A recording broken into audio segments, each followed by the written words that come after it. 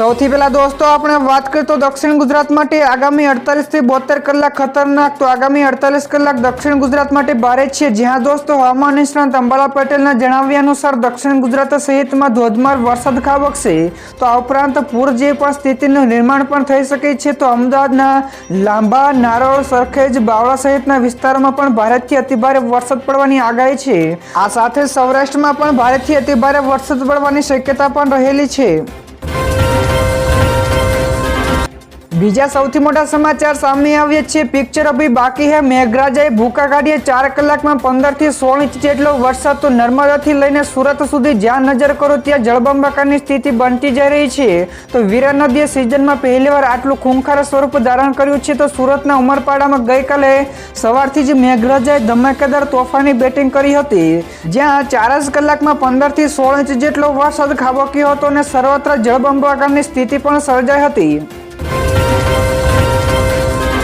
આગળ દોસ્તો વધુ એક સૌથી મોટા સમાચાર સામે આવ્યા છે। ગંગા ભયજનક સપાટીએ પહોંચી। જ્યાં દોસ્તો નેપાળ અને આસપાસના વિસ્તારોમાં ભારે વરસાદના કારણે ગંગા નદી ઉત્તર પ્રદેશ અને બિહારના કેટલાક જિલ્લાઓમાં ખતરનાકના નિશાન ઉપર વહી રહી છે।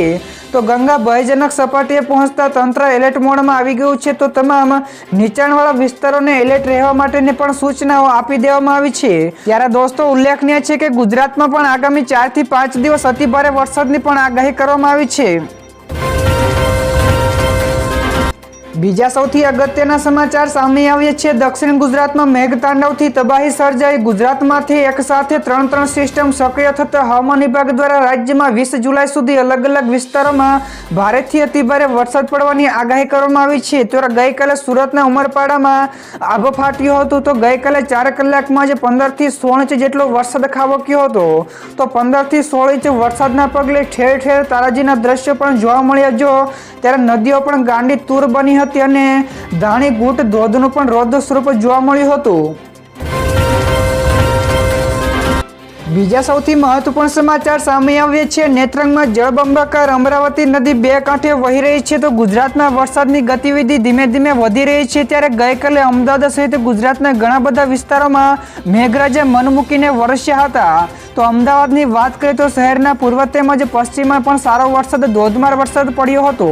તો બીજી તરફ નેત્રંગ તાલુકામાં જળબંબાકારની સ્થિતિ પણ સર્જાઈ છે, જ્યાં અમરાવતી નદી 2 કાંઠે વહી રહી છે। તો રાજ્યના 17 થી 19 જુલાઈ દરમિયાન હજુ પણ અતિભારે વરસાદની આગાહી કરવામાં આવી છે। આગળ દોસ્તો વધુ એક સૌથી મહત્વપૂર્ણ સમાચાર સામે આવ્યા છે। એલર્ટ નર્મદા નદીને લઈને મોટી અપડેટ। તો ગઈકાલે સવારથી જ નર્મદા સહિત દક્ષિણ ગુજરાતમાં મુશળધાર વરસાદ પડ્યો હતો। તો ઉપરવાસ, ડેડિયાપાડા અને સાગબારામાં ઘણો બધો વરસાદ પડ્યો છે। તેથી નર્મદા નદીની હાલની સ્થિતિ જોતા જણાઈ રહ્યું છે કે તે ગમે ત્યારે ભયજનક સપાટી વટાવી શકે છે। જ્યારે નર્મદાના નાંદોદનું લાછરસ ગામ પણ પાણીમાં ગરકાવ થઈ ગયું છે। તો નર્મદાના કરજણ ડેમના પણ 3 ગેટો 2.80 મીટર ખોલાયા છે। તો નદી કાંઠાના વિસ્તારોના 9 ગામોને એલર્ટ કરાયા છે। તો તંત્ર, એનડીઆરએફ અને એસડીઆરએફની ટીમને પણ નર્મદામાં સ્ટેન્ડ બાય રખાઈ છે। તો દોસ્તો આ સિવાયના બીજા સમાચાર વિશે આગળ વાત કરવામાં આવે તો દક્ષિણ બાદ હવે ઉત્તર ગુજરાતમાં પણ મેઘરાજા દે દનાદન। જ્યાં દોસ્તો હવામાન વિભાગે આજે પણ રાજ્યમાં સાર્વત્રિક ભારે વરસાદની આગાહી કરી છે। તો આજે અને આવતીકાલે વિવિધ જિલ્લાઓમાં અતિભારે વરસાદની પણ આગાહી કરવામાં આવી છે। આજે દક્ષિણ ગુજરાતમાં પણ રેડ એલર્ટ જાહેર કરાયું છે। તો આ સિવાય ગઈકાલે સુરતના ઉમરપાડામાં આભ ફાટ્યું હતું। તો હવે મેઘરાજાની ઉત્તર ગુજરાતમાં પણ ધમાકેદાર બેટિંગ જોવા મળી છે, જ્યારે ભારે વરસાદના પગલે રસ્તાઓ પર પાણીમાં ગરકાવ થઈ ગયા હતા।